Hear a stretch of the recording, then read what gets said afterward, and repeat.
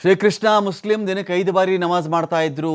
UP Maulana ಜಾರ್ಜಿಸ್ Ansari controversial ಹೇಳಿಕೆ ಕೊಟ್ಟಿದ್ದು.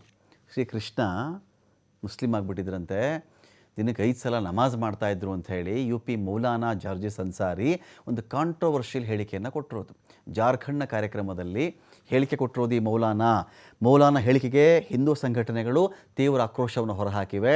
ಕೃಷ್ಣ ಜನ್ಮಭೂಮಿ ವಿವಾದದ ಮಧ್ಯೆಯೇ ಈ ವಿಡಿಯೋ ವೈರಲ್ ಆಗಿದೆ. ಮೌಲಾನಾ ಜಾರ್ಜಿಸ್ ಅನ್ಸಾರಿ ವಿರುದ್ಧವಾಗಿ FIR ದಾಖಲಾಗಿದೆ. ಅಲ್ಲಪ್ಪ ಮೌಲಾನಾ ಜಾರ್ಜಿಸ್, ಕೃಷ್ಣ ಯಾವ ಕಾಲದವನು?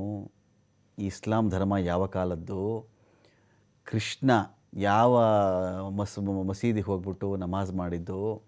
ಫಸ್ಟ್ ಆಫ್ ಆಲ್, ಕೃಷ್ಣನಿಗೆ ನಮಾಜ್ ಮಾಡುವ, ಬೇರೆ ಧರ್ಮದ ಆಚರಣೆಯಲ್ಲಿ ಪಾಲ್ಗೊಳ್ಳುವ ತುರ್ತು ತರಾತುರಿ ಯಾಕಿತ್ತು? ಯಾವ ಇತಿಹಾಸದ ಪಾಠ ಓದ್ಕೊಂಡು ಈ ಮಾತು ಹೇಳಿದ್ದು?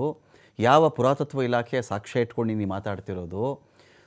ಸುಮ್ಮನೆ ಮೈ ಕೊಟ್ಟುಬಿಟ್ಟಿದ್ದಾರೆ, ಒಂದು ಕ್ಯಾಮ್ರಾ ಇದೆ ಅಂದರೆ ಏನು ಬೇಕಾದರೂ ಮಾತನಾಡಬಹುದಾ?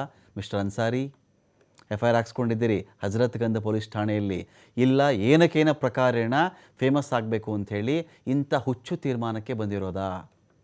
ಇಂಥ ಹುಚ್ಚು ಮಾತಾಡಬೇಕಾ? ಏನು ಅವಶ್ಯಕತೆ ಏನಿತ್ತು ಹೇಳಿ?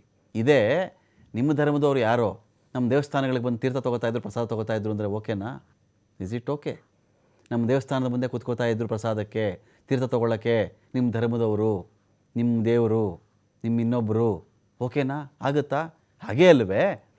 ಅವರವರ ಧರ್ಮ, ಅವರವರ ಆಚರಣೆ, ಅವರವರ ಗುರುಗಳು, ಅವರವರ ಮೌಲಾನಾಗಳು, ಓಕೆ ಆಯಿತು. ಈ ಕಡೆ ಪೂಜಾರರು, ಆ ಕಡೆ ಮೌಲಾನಾಗಳು, ಇನ್ನೊಬ್ಬರು ಪ್ರವಾದಿ, ಇನ್ನೊಬ್ಬರು ದೇವದೂತ, ಇನ್ನೊಬ್ಬರು ಸಂದೇಶ, ಓಕೆ ಅಲ್ವಾ?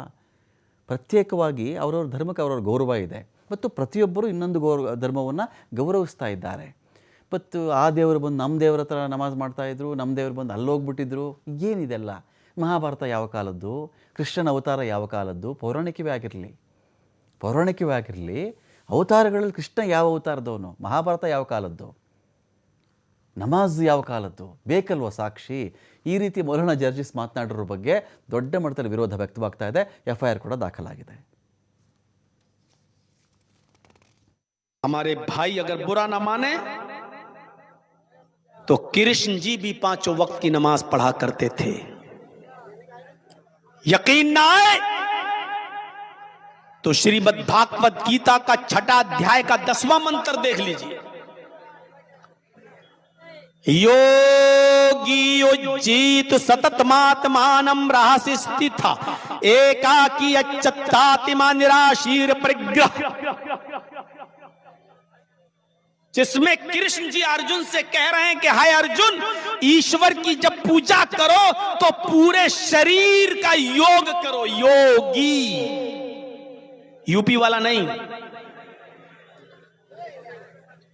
योगी युज्जीत सततमात्मानम, पूरे शरीर का योग करो.